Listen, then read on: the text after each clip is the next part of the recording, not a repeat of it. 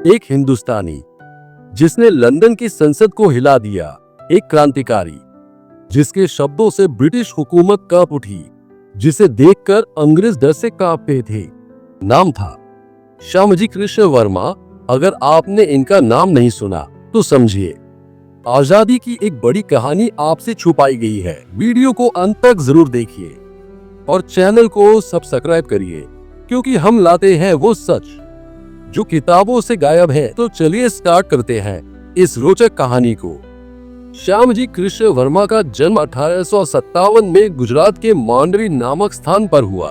हाँ, वही 1857, जब भारत की पहली स्वतंत्रता क्रांति शुरू हुई थी।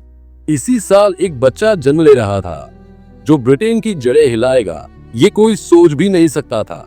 बचपन से ही श्यामजी तेज दिमाग के थे। संस्कृत में इतनी पकड़ थी कि स्वामी दयानंद सरस्वती तक उनसे प्रभावित हुए। इन्हीं के मार्गदर्शन में श्यामजी ने एक ही सपना देखा, भारत को अंग्रेजों की गुलामी से मुक्त कराना। श्यामजी इंग्लैंड पढ़ने गए, ऑक्सफोर्ड यूनिवर्सिटी, जहां उन्हें ज्ञान तो मिला, लेकिन एक और चीज मिली, गुलामी की जलती हुई चिंगारी।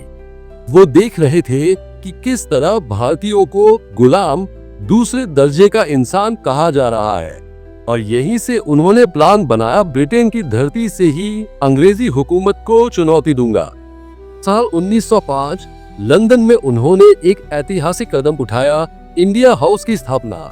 इंडिया हाउस कोई धर्मशाला नहीं था, ये क्रांतिकारियों की पाठशाला था। यहाँ देशभक्ति का ऐसा ज्वालामुखी फूट रहा था जिसकी गर्मी संसद तक पहुंच गई थी। श्यामजी ने शुरू किया, एक अखबार थे इंडियन सोशियोलॉजिस्ट।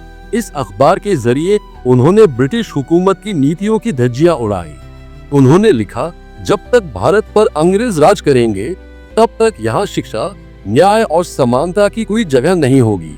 उनके हर लेख में ऐसा जहर था जिसे पीते ही अंग्रेज बिलबिला उठते। ब्रिटिश इंटेलिजेंस डिपार्टमेंट तक अलर्ट हो गया।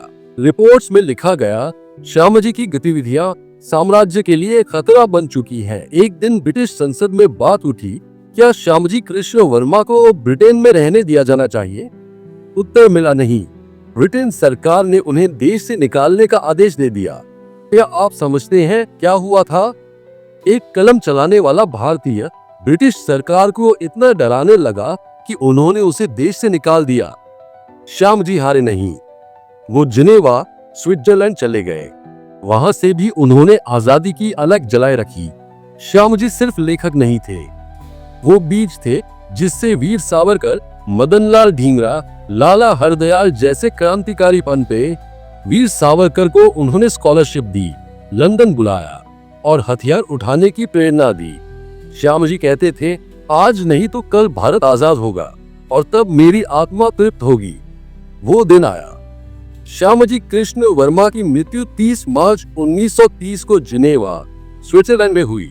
उन्होंने आखिरी सांस भारत से हजारों मील दूर ली, लेकिन जाते जाते अपनी वसीयत में साफ लिखा था, जब भारत आजाद हो जाए तभी मेरी अस्थियां वापस मेरे वतन लाई जाए। और फिर 15 अगस्त 1947 को भारत स्वतंत्र हुआ। लेकिन क्या विडंबना थी, देश आजाद हो गया पर श्यामजी को वो सम्मान तुरंत नहीं मिला।